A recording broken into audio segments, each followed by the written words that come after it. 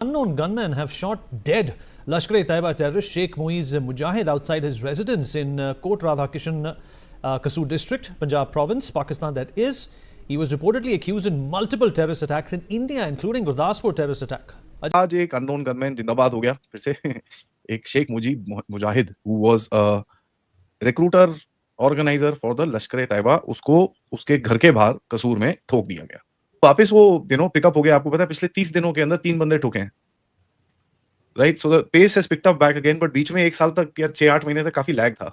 सिंदूर 2.0 वो शुरू हो गया है क्योंकि कल डेडलाइन खत्म हुई है और जैसे ही डेडलाइन खत्म हुई है कई लोगों की डेथ पाकिस्तान में होनी शुरू हो गई और पाकिस्तान अंदर से कोलैप्स होना शुरू हो गया। भाई सिंध प्रोविंस के अंदर रात के 10 बजे जब बिल्कुल साइलेंस थी वहां पर गोलियों की आवाज सुनाई देती है और एक डेडलीस्ट टेररिस्ट जो मास्टरमाइंड था भारत के ऊपर मल्टीपल अटैक्स करने के लिए वो मारा जाता है। पाकिस्तान की कंगाली में आटा गीला होने की और अननोन गनमैन फिर से वहां पर पहुंच गए हैं। हाँ जी, अननोन गनमैन ने कल सिंध के बादिन, एक जगह है बादिन डिस्ट्रिक्ट है, उसके एक कोने में छुपे हुए रोहिल्ला निज़ामानी जिसका नाम अबू सैफुल्ला, आजकल वैसे फैशन है पाकिस्तान में कि किसी कोई भी अपना नाम जो है ना वो जो भी होता है उसको थोड़ा सा करके और अपना एक अरबी नाम रख लेता है, तो ये अबू सैफुल्ला बन गए साहब रोहिल्ला निज़ामानी जो थे। So दोस्तों, पाकिस्तान में the unknown gunmen are back and they are now once again back in action because Pakistan की जानी मानी ऑर्गेनाइजेशन लश्कर-ए-तैयबा जो कि हाफिज सईद की ऑर्गेनाइजेशन है, उसको दोस्तों पिछले 2 महीनों में अब तीसरा बड़ा झटका लगा है। बिकॉज अब जो लेटेस्ट रिपोर्ट्स सामने आ रही हैं, जो हाफिज सईद की ऑर्गेनाइजेशन के फाइनेंसियर थे मिस्टर अब्दुल रहमान, अब उनको भी पाकिस्तान के कराची में मार दिया गया है। मुजाहिद जी मारे गए ना आज। आपको पता कस्बे का नाम क्या है? कसूर। ना तो कसूर तो सिटी है ना। रामकृष्ण और राधाकृष्ण। हाँ, तो हमारा इलाका है भाई। अब इलाके में अपने बदमाश बच्चों को ठोकेंगे भी नहीं तो क्या करेंगे। जय हिंद दोस्तों, अज्ञात हमलावर पाकिस्तान में फिर एक्टिव हो गए। आप लोगों ने खबर सुनी ली होगी कि मोईद मुजाहिद आतंकवादी जो कि भारत में एक बहुत ही बेकार हमला, बहुत ही निंदनीय हमला इस आतंकवादी ने की थी गुरदासपुर जो कि हमारे पंजाब में स्थित एक इलाका, वहां पे इसने हमला किया था। और धन्यवाद हो उन समय की गवर्नमेंट की कि ये बंदा आया, हमला भी किया और फिर पाकिस्तान में चला भी गया और आज जो है इसको किसी अज्ञात हमलावर ने निपटा दिया। हाफिज सईद का काफ़ी करीबी है, लश्कर-ए-तैयबा में रिक्रूटमेंट करवाता था, ये फंडिंग लेता था क्योंकि ये भारत में आतंकवादी एक्टिविटी कई साल पहले ही कर चुका था। तो ये अब लोगों के लिए एक हीरो था कि भाई इसने तो भारत में कई हिंदुओं और सिखों को इसने मारा है, तो इसलिए ये पाकिस्तान में हीरो था और लोग इसके जैसा बनना चाहते थे। अब इसके जैसा जब बनना चाहते थे तो ये फिर लोगों को कहता था मेरे जैसे बनो, पैसे दो, अपने लड़कों को भेजो, मैं मुजाहिद बनाऊंगा, वो भी मेरी तरह जाके हिंदुओं और सिखों को मारेंगे। सो ये सारी चीज़ें, ठीक है। अब इसको जो है किसी ने ठोक दिया। पाकिस्तान कह रही है भाई ये तो आतंकवादी था ही नहीं, ये तो बहुत बड़ा पीस मेकर था। ठीक है, पाकिस्तानी मीडिया की भी अगर बातें सुने तो जितना ही खुखार आतंकवादी होगा भारत के लिए, वो पाकिस्तान में उतना ही बड़ा पीस मेकर होगा। पाकिस्तानियों का बस चले तो हाफिज सईद वगैरह को तो ये नोबेल से 10-10 बार नवाज दे। अगर नोबेल पाकिस्तानी देते तो 10 बार अब तक हाफिज सईद को नोबेल मिल चुका होता। तो ये लेवल है इनका। और पंजाब के अंदर है, ये खुशी की बात है। बाकी सर इसके अंदर आपने मैं ये सवाल जरूर पूछूंगा आपसे। आप सर ने पता है इसके अंदर स्टोरीज बताई हैं कि भाई बंदा यहाँ जा रहा था, उसका फोन बजा, उसको इसने फोन करा। सर ये शक्ल तो मेरी लगा रखी है, बट ये आपके पास कहाँ से आती है? चलिए let's just open any page, okay, this is page number, wait one second, this is page number 131, any page. Over the past few weeks Canadian security agencies have been actively pursuing credible allegations of potential link between this and that. ये तो हमको याद है, ये पूरा incident है, ठीक है। इसके अंदर सर ने जो लिखा हुआ है, for example he is actually written ये, ठीक है, everything is very serious and this whole seriousness results in complete confusion. Five Eyes intelligence provided complete public statements stopping short of full-throated support. Now ये तो public domain के अंदर है, ठीक है।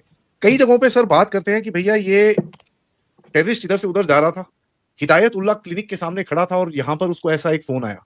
तो सर ये देखो, एक तो पब्लिक इंसिडेंट आपने नरेट करा जो मैंने रैंडमली खोला, एंड दूसरे रैंडमली खोलो तो हिदायतुल्लाह क्लिनिक में एक बंदा सामने खड़ा होता है, उसके फोन बजता है।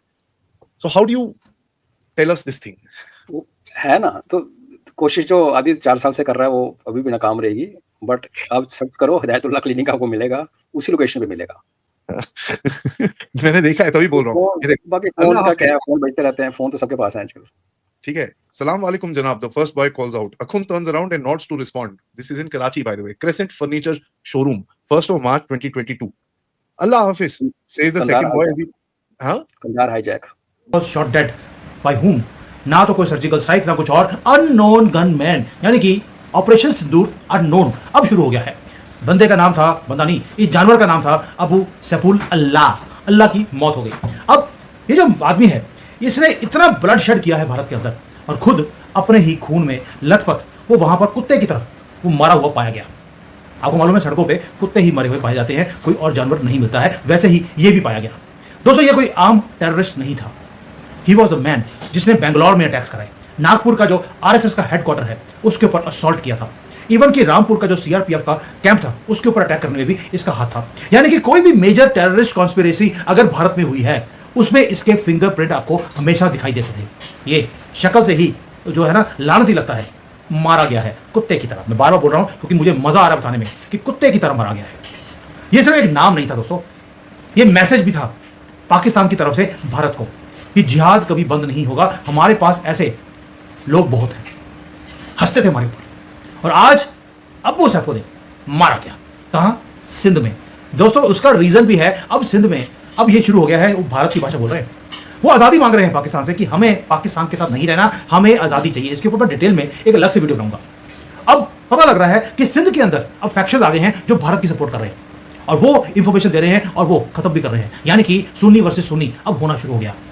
जो टेररिस्ट हैं, क्योंकि पैसे ड्राई आउट हो रहे हैं, वो एक दूसरे को मारना शुरू कर दिया क्योंकि रिसोर्सेज अब कम होते जा रहे हैं।